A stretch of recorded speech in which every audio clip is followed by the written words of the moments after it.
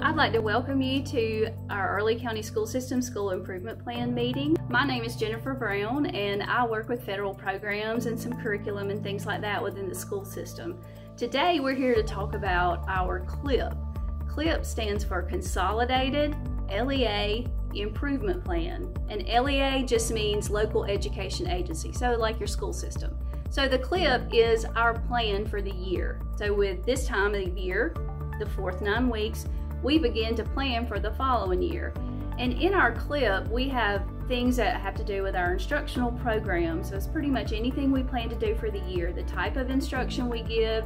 We have intervention of teachers, if we have after school tutoring, if we have Saturday school, if we use programs like iLearn, IXL, Khan Academy, Achieve 3000, any of those things, STAR and AR, all of those things are included every year in our CLIP. So we're required, because we do receive from some federal funds, to get stakeholder input. So that's why we're here today, and we appreciate you watching this video.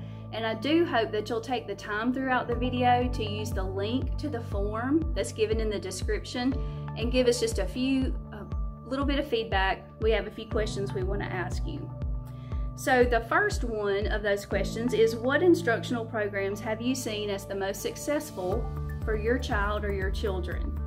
And just one more time now, the instructional programs that we use, it could be a particular reading series that your child has done. It could be the fact that your child was in intervention and got pulled out of their reading or math class for extra help, or whether another teacher went into their classroom. It's about their connections classes, the way that other classes are taught, things that are offered to your child, what's been the most successful for your child. And immediately following that, where would you like to see growth and improvement? So maybe you can do 2 of those questions at the same time. What's been the best for your child, and then maybe where you'd like to see growth and improvement. And again, that could be in what's happening in the classroom with the way teachers are teaching or the materials teachers are using. It could be computer programs, different ways to tutor, and other things like that. So when you come back, I'd like to introduce you to Miss Tammy Storey, who is our Family Engagement Coordinator, to talk a little bit about what she does. Hello, I'm Tammy Storey. I'm the Family Engagement Coordinator with Early County School System. Thank you for joining us. So, I'm here to talk with you about the Family Engagement Plan. First, I want to let you know where you can find the Family Engagement Plan for Early County School System. If you go to our school website, which is at early.k12.ga.us, and you scroll over the District tab, and that drop-down menu, you'll find the Federal Programs page, and on that page you can find the Family Engagement Plan for the system.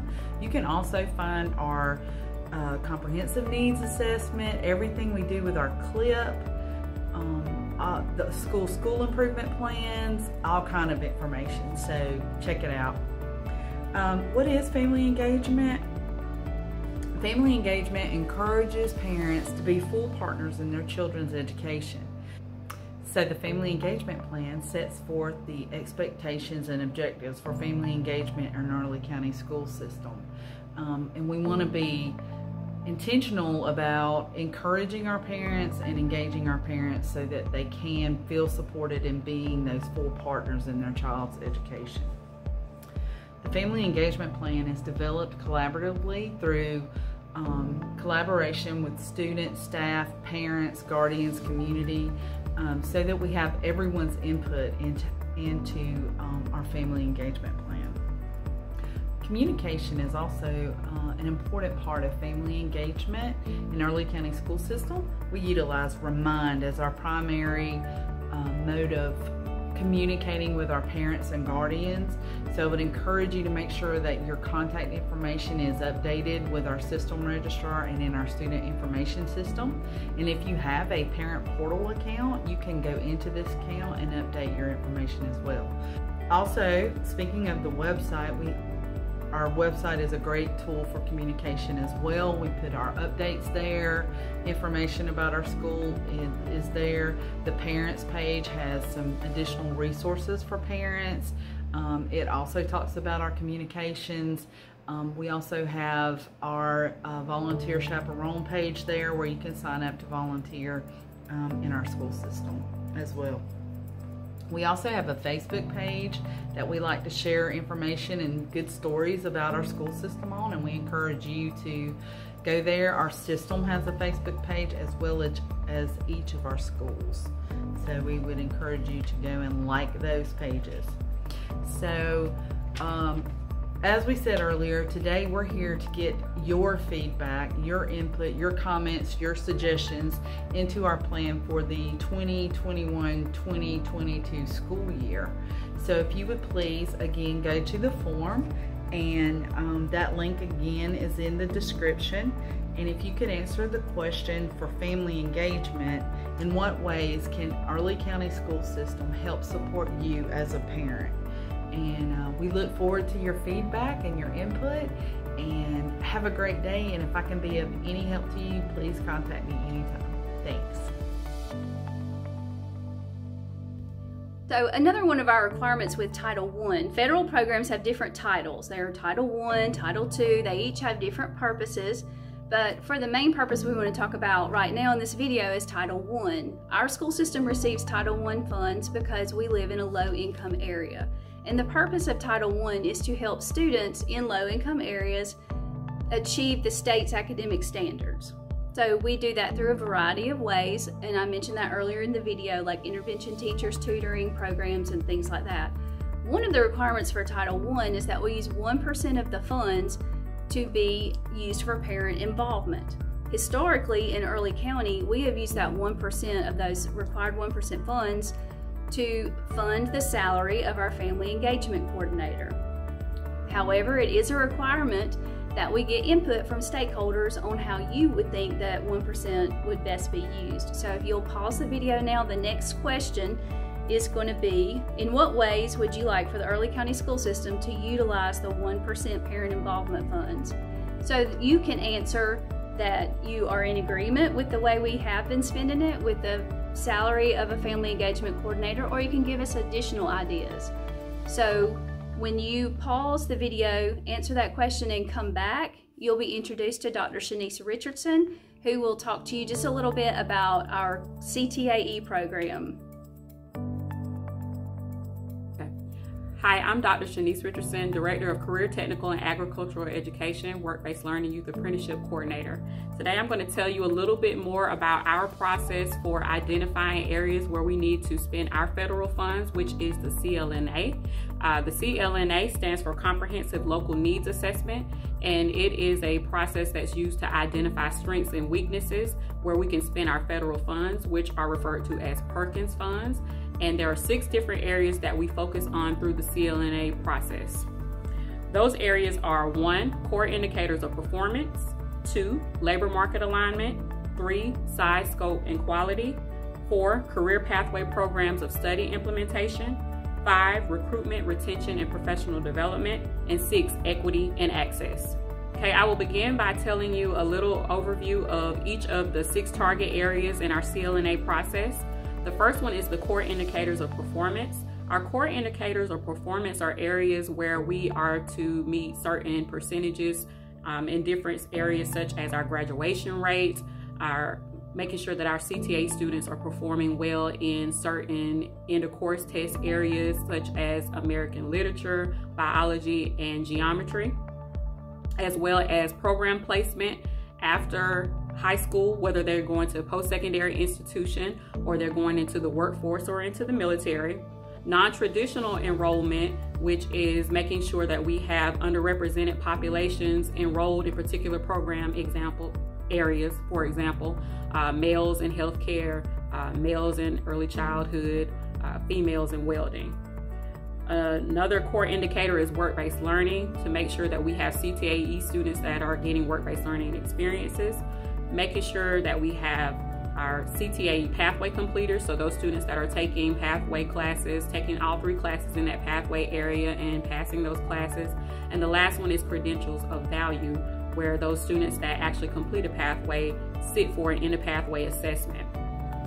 So in our core indicators of performance in our latest data, we saw that we did not meet in two particular areas, which were our 2S3, which is our Ctae students who did not actually meet a target area for science or in their biology EOC, as well as our work-based learning is the other area where we have not met. So federal funds can actually be allocated to try to help meet those needs, whether it means recruitment for work-based learning students, resources for work-based learning students, or ways that we can implement biology or science type standards into our other Ctae program areas.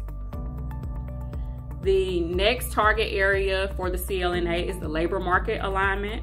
We use different data sources in order to collect information to determine what the job outlook is going to look like. For example, Department of Labor, we used a SWOT analysis that we have conducted. We've had a labor market report that has been generated, so that kind of gives us an idea of where the jobs are going to be locally and regionally, so that we can make sure that we're offering programs that meet the needs or what the job outlook is going to look like. The top 5 growing occupations based on a recent survey that we had actually conducted are transportation and material moving, healthcare practitioners, education, production, and personal care and service. So again, Perkins funds can be used to actually identify whether we need to add additional pathways that meet those particular needs, or making sure that we're incorporating things into existing pathways to make sure that we meet those particular business and industry needs. We also have to consider the pathways that we currently offer. Currently, we offer at least 13 pathways. Those are advanced accounting, automobile maintenance and light repair, which is automotive, business and technology, carpentry, early childhood care and education, engineering, drafting and design, food and nutrition, forestry, wildlife systems, JROTC Army, plant and landscape systems, therapeutic services patient care, or what's more commonly known as our CNA program, and welding. So we want to make sure that the programs that we are offering also match up with the job outlook that I referenced previously as far as those top 5 growing industry areas.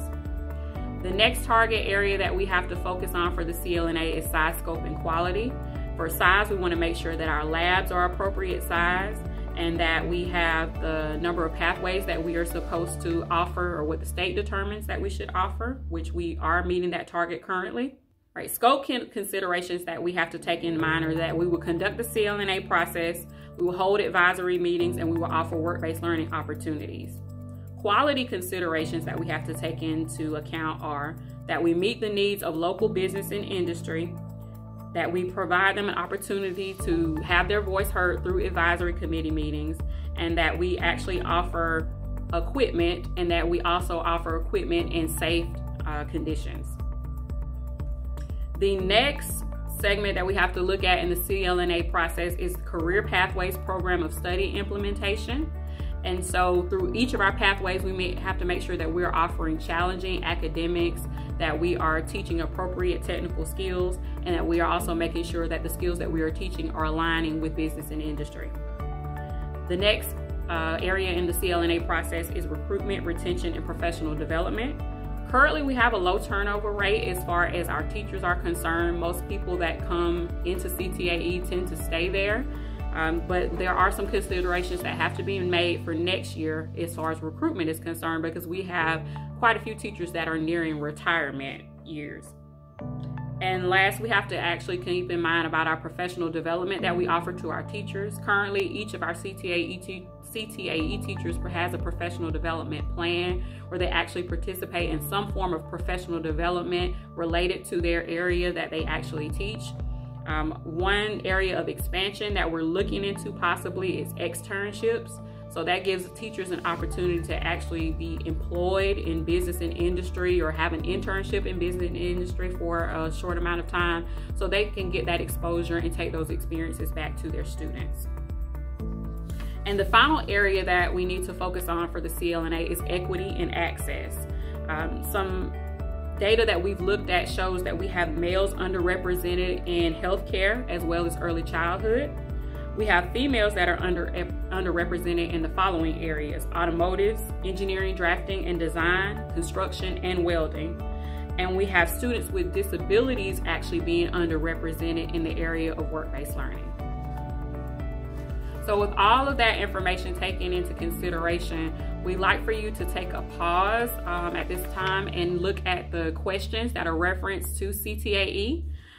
Those questions are, what are some barriers that may prevent your child from enrolling in Ctae programs? And just to give you an example, something that I've heard consistently from a lot of different parents and other stakeholders is transportation is an example of something that is a barrier as far as being able to participate in the extracurricular activities and the student organizations that go along with Ctae. The next question is, what additional Ctae programs would you like offered? So based on the programs and the pathways that I mentioned earlier in the video, are there some things that you feel that we need to be offering based on student interest, based on growing occupations, or just based on your personal opinion? Make sure that you would list those in that Google form. All right, you finally reached the end of our video. We're so glad if you paused it and answered the questions in the form. But if you didn't have a chance to pause the video and answer those questions, please at the conclusion, we just need a little bit of feedback from you. We appreciate you as our stakeholder, and we thank you for living up to our vision of everyone committed to student success. Thank you.